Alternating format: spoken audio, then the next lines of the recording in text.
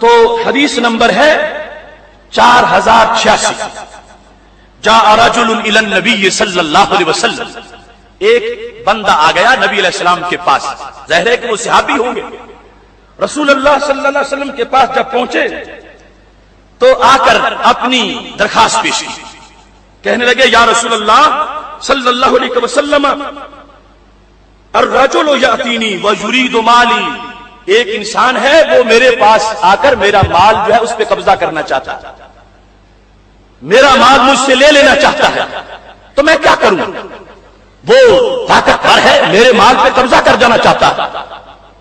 تو میرے محبوب علیہ الصلوۃ والسلام نے آگے سے کیا جواب دیا؟ کتنا خوبصورت جواب ہے. فرمایا ذکرہ باللہ, اسے خدا یاد کراؤ. اسے کہو قبر میں بھی جانا ہے, قبضہ گروپ جو آئے گا تیرے مال کے لیے اسے ذکرہ باللہ, اسے رب یاد کراؤ. ڈر جائے گا تو پیچھے ہٹ جائے گا. ذکرہ باللہ, اس کے سامنے خدا کا نام لو. اسے کہو آخر رب دیکھ رہا ہے, سوچ میرا مال تو لینا چاہتا ہے, حرام ہے تجھ پر, رب نے حرام کیا ہے, ہوش کر پیچھے ہٹ جا. ذکرہ باللہ. جب محبوب علیہ الصلوۃ والسلام نے یہ بتایا تو صحابی آگے, چونکہ ان کو ہے کہ مختلف پہلو ہو سکتے ہیں, کہنے لگے فَإِن لَمْ يُذَكَّرْ, میرے محبوب اگر بڑا ڈھیٹ ہو, وہ بندہ بڑا ڈھیٹ ہو اور اس کو میں بتاؤں اللہ دیکھ رہا ہے مگر پھر بھی وہ کوئی نہ شرم آئے اس کو, اور میرا مال اٹھا کے لے جا رہا ہو, تو پھر میں کیا کروں؟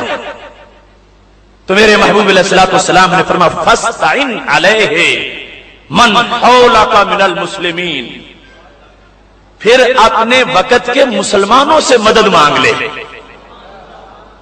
فاستعن علیہ من حولک من المسلمین, فاستعن علیہ, وہ استعانت ایاک نعبد و ایاک نستعین میں جو ہے وہ استعانت نسائی کی حدیث سے بیان کر رہا ہوں. فرمایا اگر اس کو رب کے نام پر بھی شرم نہ آئے تو پھر اپنے محلے والے مسلمانوں کو بتاؤ, اپنی گلی والے مسلمانوں کو بتاؤ, اپنے شہر والے مسلمانوں کو بتاؤ کہ فلاں لٹیرا میرا مال لوٹنا چاہتا ہے. فاستعن علیہ من حولک من المسلمین, حول جو معاشرے میں دائیں بائیں موجود ہیں ان کو کہو کہ وہ تیری مدد کرے اس کے خلاف. اب کیا نبی علیہ السلام کو بھول گیا تھا کہ جو فرمایا تھا اذا استعنت فاستعن باللہ, جب بھی مدد مانگنی ہے خدا سے مانگنی ہے. اذا استعنت فاستعن باللہ ایاک نعبد و ایاک نستعین, دونوں چیزیں ہمارے نبی علیہ الصلوۃ والسلام کے سامنے ہیں, مگر اس صحابی کو علاج کیا بتاتے ہیں؟ فاستعن علیہ من حولک من المسلمین, کہ جب وہ پھر بھی چیز اٹھا کے لے جا رہا ہو تو پھر تو مدد مانگ. کس سے؟ من حولک, جو تمہارے پاس مسلمان ہیں ان سے تو مدد مانگ. تو پتہ چلا کہ نبی اکرم صلی اللہ علیہ وسلم نے ایاک نعبد و ایاک نستعین اور اذا استعنت فاستعن باللہ دونوں چیزوں کا مطلب بیان کر دیا ہے.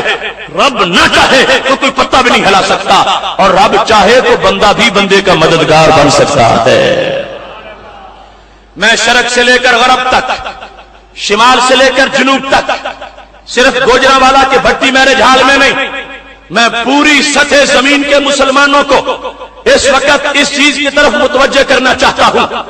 اگر وہ طبقہ یہ کہتا ہے کہ نہیں عبادت اور استعانت کا ایک ہی مطلب ہے, یعنی جس طرح عبادت اللہ کے سوا کسی کی جائز نہیں ایسے ہی استعانت بھی رب سے سوا کسی کی جائز نہیں, تو میں کہتا ہوں میں تو حدیث سے دکھا رہا ہوں کہ نبی علیہ السلام نے فرمایا ہے کہ تو مدد مانگ اپنے فلاں بھائی سے. اگر استعانت اور عبادت ایک جیسے ہے تو ایک ہی ضعیف حدیث دکھا دو کہ سرکار نے فرمایا تو عبادت کر لے اپنے بھائی کی. اگر عبادت اور استعانت ایک ہے تو جب استعانت کا حکم دے دیا کہ اگر اس خدا کے بندے کو ڈر نہیں آتا فاستعن علیہ من حولک من المسلمین, تو پھر تو مدد مانگ اپنے مسلمان بھائیوں سے.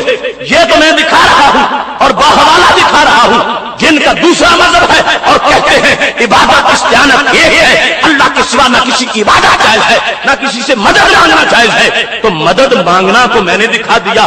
اگر برابر ہے تو پھر یہ بھی دکھاؤ کہ نبی علیہ السلام نے کسی کو کہا معاذ اللہ اے فلاں کو فلاں بندے کی کچھ دیر عبادت کر لے، اپنے محلے والے کی عبادت کر لے، اپنے شہر والے کی عبادت کر کے، جب سرکار کہہ رہے ہیں تو محلے والے سے مدد مانگ لے مگر عبادت صرف خدا کی کر تو مانگنا پڑے گا۔ میرے محبوب بتا رہے ہیں عبادت اور ہے، استعانت اور ہے۔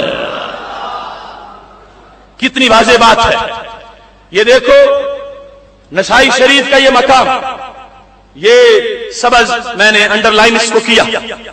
جب نبی علیہ الصلوۃ والسلام نے یہ لفظ بولے کہ اپنے حال میں جو مسلمان ہیں ان سے مدد چاہو، اور یہ بھی آپ دیکھو نا کہ محبوب علیہ السلام سوسائٹی میں مسلمان کا کتنا حامی دیکھنا چاہتے ہیں کہ ایسا نہیں ہے گلی میں ڈاکہ ہو گیا سارے سو رہے ہیں کوئی آگے آتا ہی نہیں۔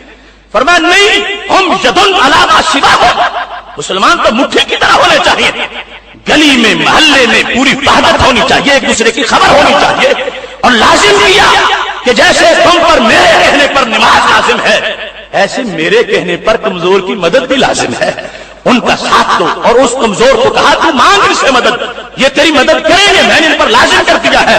اب جس وقت رسول اللہ صلی اللہ علیہ وسلم نے یہ جملہ بولا تو وہ صحابی تھے، ان کی طبیعت میں سارے مراحل موجود تھے، انہوں نے اگلا سوال کر دیا، کہنے لگے یا رسول اللہ ان لم یکن حولی احد من المسلمین، اگر کوئی مسلمان قریب نہ ہو تو پھر کیا کروں؟ یعنی یہ نہیں کہا کہ مسلمان ہو اور مدد نہ کرے، یعنی اتنا اس وقت ہے ذہن میں کہ مسلمان ہوگا تو مدد میری ضرور کرے گا، لیکن یہ بھی تو ہو سکتا ہے جب میں لٹ رہا ہوں کوئی مسلمان پاس موجود نہ ہو تو پھر میں کیا کروں؟ تو میرے محبوب علیہ الصلوۃ والسلام نے فرمایا فاستعن علیہ السلطان، پھر جو میرے دین کا حکمران ہوگا اس کے سامنے جا کے اپنا کیس رکھ دے۔ فاستعن علیہ السلطان، پھر سلطان سے استعانت کر، سلطان سے مدد مانگ۔ وہی لفظ استعین دوبارہ استعمال کر دیا، لفظ استعین کہ جس وقت کوئی مسلمان پاس موجود نہیں ہے، فاستعن علیہ السلطان، پھر اس لٹیرے کے مقابلے میں سلطان کے پاس چلا جا، سلطان سے جا کے مدد مانگ، سلطان کے سامنے جا کے حاجت رکھ، سلطان کے سامنے فریاد کر۔ اگر یہ مطلب ہو تو حدیث کا اذا استعنت فاستعن باللہ، جب بھی مانگنا ہے تو خدا سے مانگنا ہے، تو کیوں کہا محلے والے سے مانگ، کیوں کہا اپنے پڑوسی سے مدد مانگ، کیوں فرمایا کہ بادشاہ سے مدد مانگ؟ مطلب یہ ہے وہ خاص مقام ہے اور خاص کیفیت ہے۔ جس وقت بندہ اس مقام پہ پہنچا ہے تو وہ کہتا ہے جبریل بھی نہ آئے میرا رب خود میری مدد کرے۔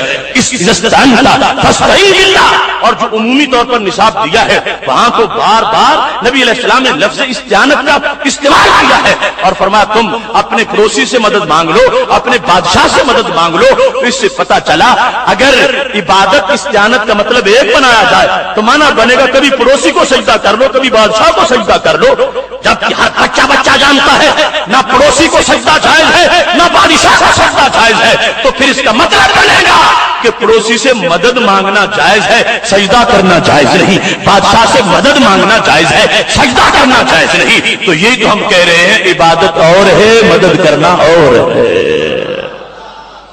محتشم سامعین حضرات، اب اس سے اگلا مقام، اس میں میں یہ چاہتا ہوں کہ میں اپنے محبوب کا نام سامنے ذکر کروں۔ جس طرح ہے نا کہ ہم اللہ سے مدد چاہتے ہیں، صحابہ کہیں ہم اللہ کے نبی علیہ السلام سے مدد چاہتے ہیں۔ باقی اصل مسئلہ جو شروع سے تمہید سے میں بیان کر رہا ہوں اسی کی یہ معراج ہے اور عروج ہے کہ سید عالم نور مجسم شفیع معظم صلی اللہ علیہ وسلم کا اپنے غلاموں پہ کرم کتنا ہے اور سرکار کس طرح اپنے غلاموں کی مدد کرتے ہیں۔ فریاد امتی جو کرے حال زار میں، ممکن نہیں کہ خیر بشر کو خبر نہ ہو۔ اس مدد کے میں سینکڑوں نہیں ہزاروں حوالہ جات پیش کر سکتا ہوں، مگر اس وقت چاہتا ہوں کہ صرف لفظ استعانت سے جو نستعین میں لفظ ہے وہی لفظ بولوں، اور میں نہ بولوں صحابہ بولیں، اور صحابہ بولیں میرے محبوب علیہ السلام کے بارے میں بولیں۔ ویسے تو وہ ہزاروں حوالہ جات، لیکن ثابت کرنا ایاک نعبد و ایاک نستعین، یہ بولنے والے صحابہ ہیں۔ انہوں نے اردو بازار لاہور میں چھپنے والا قرآن نہیں پڑھا، ڈائریکٹ سرکار کی زبان سے قرآن پڑھا ہے۔ حالانکہ اردو بازار لاہور میں جو چھپا شک اس میں بھی نہیں، مگر جو تازہ تازہ اتر کے آ رہا تھا وہ تازہ لوگوں کا ایمان تھا۔ اب جس وقت میرے محبوب علیہ الصلوۃ والسلام کے صحابی جن کا نام حضرت ابو درداء رضی اللہ تعالی عنہ ہے، بلکہ اس مقام پر حضرت جابر رضی اللہ تعالی عنہ، ان سے اس بات کو ثابت کرنا چاہتا ہوں، اور یہ حدیث شریف کی کتاب بخاری شریف جلد نمبر 2 اور صفحہ نمبر 285 میرے ہاتھ میں ہے، اور یہ پیغام لے کر نکلو اور گلی محلے تک یہ پیغام پہنچاؤ۔ وہ چھوٹے چھوٹے سے ٹکر لگانے والے کہ نماز میں ایاک نعبد و ایاک نستعین پڑھتے ہو اور نماز سے باہر یا رسول اللہ کرنا شروع کر دیتے ہو، انہیں کہو اے خود ساختہ دین والو، ہم نے یہ گھڑا نہیں ہے، ہم نے حضرت جابر سے پڑھا ہے۔ یہ بخاری شریف جلد نمبر 1 صفحہ نمبر 285، حضرت جابر رضی اللہ تعالی عنہ کہ قرض کا جب معاملہ تھا تو کیا ہوا؟ حضرت جابر کہتے ہیں ابا جی تو فوت ہو چکے تھے، قرض بہت زیادہ تھا، 6 ہمشیرہ بھی تھی، بوجھ بڑا تھا، کھجوریں پک گئیں تو میں نے چاہا کہ اگر ساری کھجوریں بھی دے دوں تو آدھا قرضہ بھی نہیں اترے گا، لیکن سال کیسے گزرے گا؟ تو میں نے سوچا کہ اب مدد کریں تو میرے محبوب کر سکتے ہیں۔ یہ بخاری اور یہ لفظ کہتے ہیں توفی عبداللہ ابن عمر عبداللہ ابن عمر وہ علیہ دین، میرے ابا جی فوت ہو گئے، ان پر قرض باقی تھا، فاستعنت النبی صلی اللہ علیہ وسلم، فاستعنت النبی، میں نے نبی علیہ السلام سے مدد مانگ لی، فاستعنت ایاک نعبد و ایاک نستعین، وہ نستعین مضارع ہے، استعان تو ماضی ہے کہ میں نے ماضی میں مدد مانگ لی، کس سے؟ النبی صلی اللہ علیہ وسلم، میں نے سرکار دو عالم حضرت محمد مصطفیٰ صلی اللہ علیہ وسلم سے مدد مانگی۔ محبوب مشکل ہے، آپ حل کرو گے حل ہو جائے گی۔ یہ بخاری شریف اور یہ فاستعنت النبی صلی اللہ علیہ وسلم، یہ امت ہے کبھی فاستعنت اللہ کہتی ہے، کبھی فاستعنت الرسول کہتی ہے۔ فاستعنت النبی صلی اللہ علیہ وسلم کہتے ہیں میں نے جا کے مدد مانگ لی، کس سے؟ نبی علیہ السلام سے، استعانت کی مدد میں نے چاہی نبی علیہ السلام سے۔ تو سرکار نے یہ نہیں کہا کہ نماز جابر بھول گیا ہے، نماز میں تو ایاک نعبد و ایاک نستعین پڑھتا ہے اور مدد لینے میرے پاس آ گیا ہے، فرمایا میرے نبی علیہ السلام نے مجھے جھڑکی نہیں دی، فرمایا ٹھیک ہے جابر تم مانگنے آئے ہو، ہم دینے کو تیار بیٹھے ہیں۔ فاستعنت النبی صلی اللہ علیہ وسلم، یہ صحیح بخاری شریف اور 285 صفحہ، اور امت کا یقین اور صحابہ کا نظریہ، اگر استعانت مجازن کسی طرف اس کی نسبت کرنا شرک ہوتا کبھی بھی صحابی نسبت نہ کرتے۔ صحابی یہ کہہ رہے ہیں میں نے استعانت کی نبی علیہ السلام سے، میں نے اون مانگی نبی علیہ السلام سے، میں نے مدد چاہی نبی علیہ السلام سے، اور سرکار نے فرمایا جاؤ کھجوریں کاٹو میں آتا ہوں۔ اسی بخاری میں ہے محبوب علیہ السلام نے جا کے دعا مانگی، حضرت جابر کہتے ہیں سارے قرضے اتر چکے تھے، ڈھیر میں سے ایک کھجور بھی کم نہیں ہوئی تھی۔ یہ یقین ہے، یہ ایمان ہے صحابہ کرام علیہم رضوان کا۔ ایاک نعبد و ایاک نستعین آیت کا استعانت کا جو لفظ ہے اس پر یہ حوالہ جات تمہارے سامنے پیش کر رہا ہوں، اور یہ قرآن مجید کی آیات شروع میں پیش کی اور پھر احادیث رسول صلی اللہ علیہ وسلم اور استعانت کا لفظ بولا، اور نسائی شریف میں موجود ہے نستعین برسول اللہ صلی اللہ علیہ وسلم۔ صحابہ کہتے ہیں ہم اللہ کے نبی حضرت محمد مصطفیٰ صلی اللہ علیہ وسلم سے مدد چاہتے ہیں، تو پتہ چلا یہ جھوٹ ہے کہ کہا جائے کہ عبادت اور استعانت کا مطلب ایک ہی ہے۔ جیسے رب کے سوا کسی کی عبادت جائز نہیں، ایسے رب سے سوا کسی سے استعانت بھی جائز نہ ہو۔ میں یہ بخاری دکھا رہا ہوں، صحابہ کا عقیدہ دکھا رہا ہوں۔ صحابہ رب کے سوا سجدہ کسی کو نہیں کرتے، لیکن مدد کی بھیک اپنے نبی علیہ السلام سے بھی مانگ رہے ہیں۔ تو پھر بنیاد کس کی کچی ہوئی؟ گڑا ہوا نظریہ کس کا ہوا؟ 1.5 اینٹ کی مسجد کس کی ہوئی؟ ہم نے کچھ نہیں گھڑا، ہم نے یہ بخاری سے پڑھا، ہم نے یہ قرآن سے پڑھا، ہم نے بالواسطہ صحابہ کرام علیہم رضوان سے پڑھا کہ عبادت صرف خدا کی ہے اور مدد حقیقتاً بھی اسی سے ہے. وہ نہ چاہے کوئی پتہ نہیں ہلا سکتا، وہ چاہتا ہے تو بندے بھی بندوں کے مددگار بن جاتے ہیں. محتشم سامعین حضرات، اب اس چیز کی وضاحت تھوڑی سی مزید باقی ہے.